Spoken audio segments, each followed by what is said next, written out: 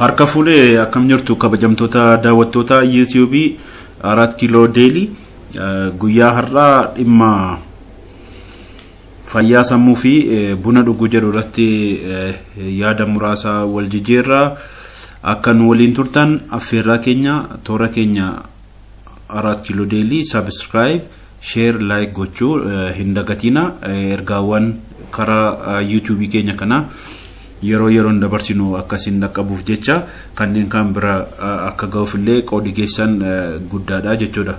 Akkuma Oromoo eebbisu nama bunaaf nagaan nabinaa jira. Maali?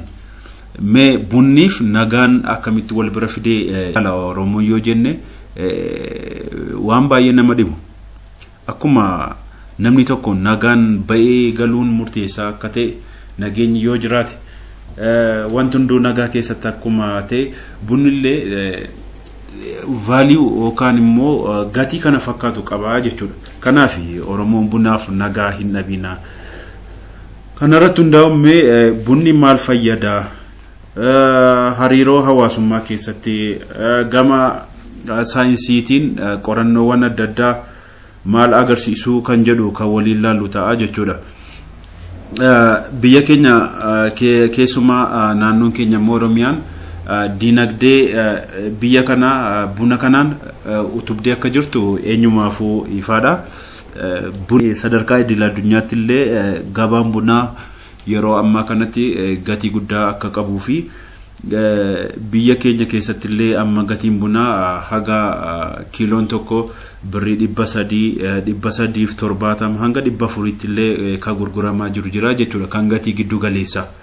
Kanaaf sadarkaa idil addunyaatti illee qonnaan bultoonni yeroo ammaa kana gurmaanii oomisha isaanii akka isaan sadarkaa gabaa addunyaaf dhiyeessan haalli mijachaa akka jiru odeeffannoo qabna.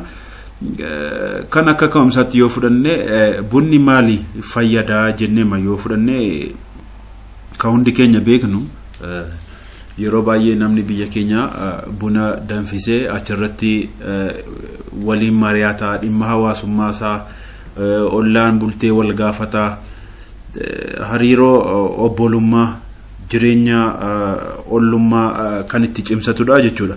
Kanaaf gama walitti dhufeenya hawaasummaa cimsuu irratti illee ga'een bunni qabu olaanaa akka ta'e ni beekna.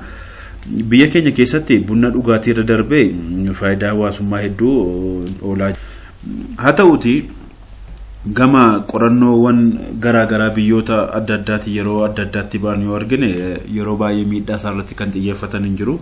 Haa ta'uuti yeroo ammaa kana immoo faayidaa bunni kennu maal namaaf kenna keessattuu sammuu wajjin wal qabate fayyaa sammuu wajjin wal qabate faayidaa inni kennu qorannoowwan hedduun ba'aa jiru. Kanaaf sagantaa keenya har'aa keessatti dhimmoota faayidaa bunaa wajjin wal qabatanii qorannoon mirkanaa'an yookaan adda ba'an jedha muraasa waliin ilaallaa jechuudha.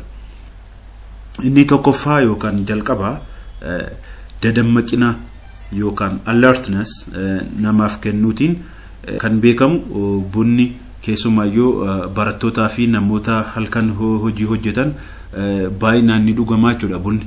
Kunis akka isaan sammuun isaanii dadammaqu taasisaa jechuudha.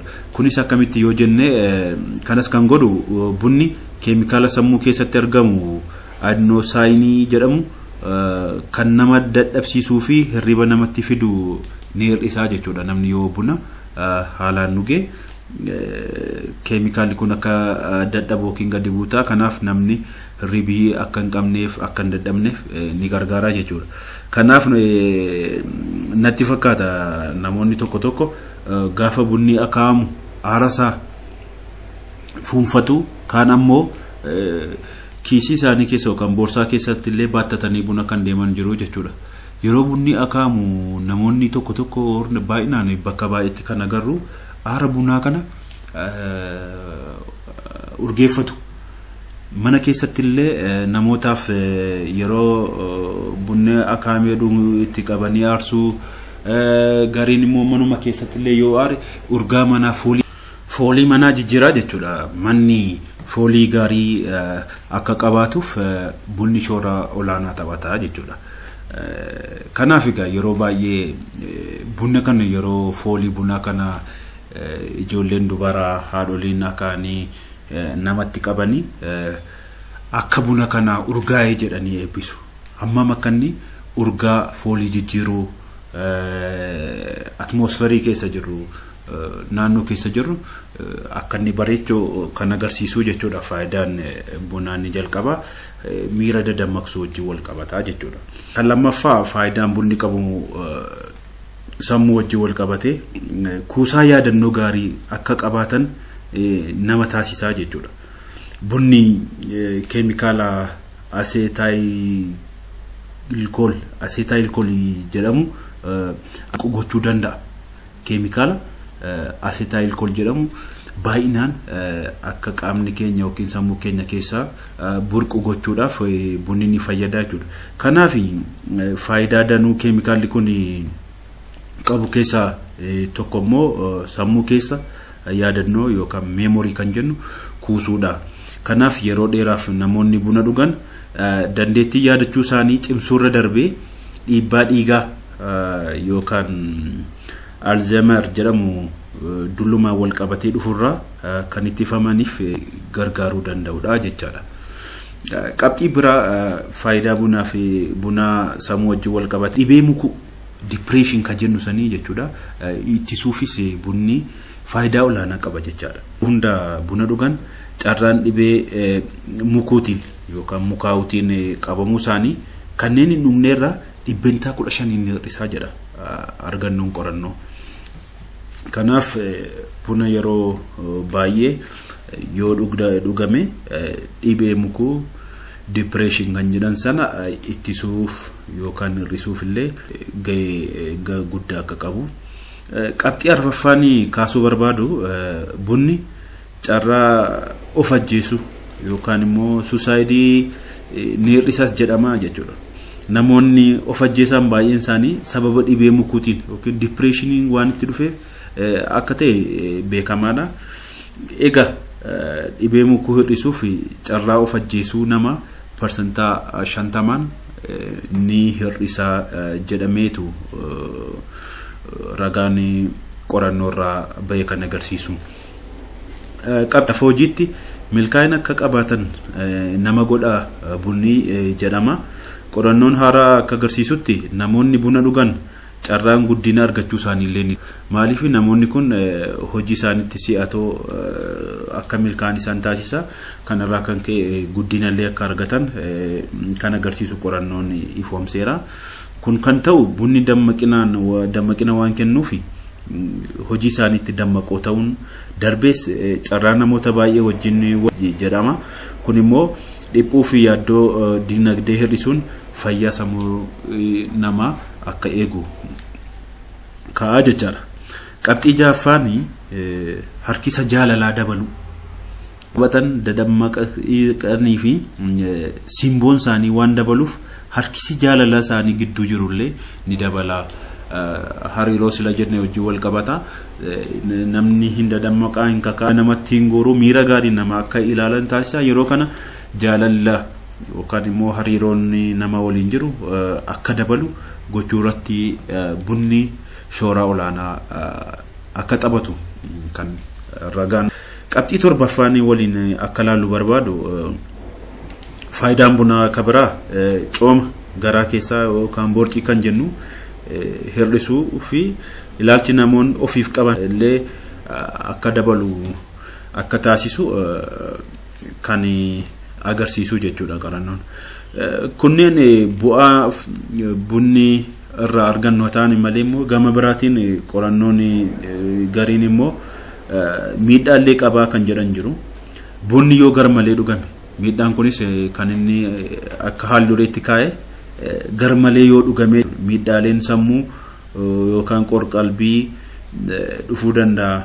Kunis ni jalqabaa garmalee nama dadammaqsu akka kan barbaadamu oolee jechuudha. Hyperactive kan jedhani xiyyeeffannoo nama dhorkaa jechuudha yoo baay'ate. Kun immoo hojii harka ofirraa sirriitti raawwachuu nama dadhabsiisuu danda'a. miira nama sosodaachisuu waan namatti fiduuf qormaata fakkeenyaaf qormaata manneen barnootaa egzaamii irratti nama miidhuu danda'a jechuudha. Kan biraa gara galgalaa yoo dhugame nama rafuu barbaadu hirriba dhorkuu malaa jechuudha. Qulqullina hirriba namaa jeequu danda'a. Hirribi ammam namaaf murteessaa akka ta'e beekamaadha. Haa ta'utii garuu yoo bunni gara galgalaarraa dhugame hirriba waan nama dhorkuuf naannoo sanatti hirriba waliin faayidaa dhufu nama dhabsiisaa kan jedhullee jira. Kan biraa sadaffaani namni dhibee yookaan immoo dhibee yaaddoo anxiety qabu yoo buna garmalee dhuge dhibee kana itti hammeessuu illee akka danda'u qorannoon ni agarsiisa. Afuraffaarratti nama dhibee miira garmalee qabu akka sadarkaan maaniyaa isa itti ka'u gochuun miidhaa biraaf illee saaxiluu danda'a jechuudha. Kun dhibee miira garmalee yookaan bipolar disorder kan jedhan sana jechuudha. Kun waan fiduuf sadarkaan maaniyaa isaa itti ka'u gochuun miidhaa biraaf illee akka namni saaxilamu gochuu mala jechuudha. Miidhaaleen kun namoota guyyaatti buna shinii 4 ol dhuganii irratti akka baay'atu hima. Qorannoon dhiyeenya kana biyya Ingilizirraa bahe kan mul'isu jechuudha. Ta'us egaa wanti hubatamuu qabu carraan nama mudachuu miidhaalee armaan olii namatti illee garaagaraa ta'uu akka malu qorannoon kan agarsiise akkaataa amala namaatiin haala jireenyaa haala guddinaa haalli uumamaallee kanaaf kan nama hundarratti illee kan garaagarummaa akka qabaatu ta'uu isaati. Kanaaf qaama ofii dhaggeeffachuun madaala ofii argachuuf haala fayyaa qabeessa ta'een buna dhuguun miidhaa sanarraa ba'uu isaatu caalaa jechuudha. Kan ta'uu qabus haala kana namni buna dhugu madaala isaa eegee haala qaama isaa ilaalee wantoota itti dhaga'aman ilaalee dabalee dhuguu isa ta'u xiqqeessuu akka qabu kan agarsiisu jechuudha. Kanaaf daawwattoota keenya dhimma buna wajjin wal qabatee qorannoowwan garaagaraa jiran irraa wanta arganne akka kanatti isiniif dhiyeessinee jirra jechuudha. Fuuldurattis dhimmoota kanaa fi kanneen biroo wajjin wal qabatan qabannee akka isinii dhiyaannu waadaa galla. Akkuma jalqaba irratti kaasne YouTube keenya kana subscribe godhaa, like share godhaa namoonni biroos illee akka hordofan isiniin jechuu barbaanna. Horaa bulaa deebana galatooma kun 4 kiiloo deeliidha.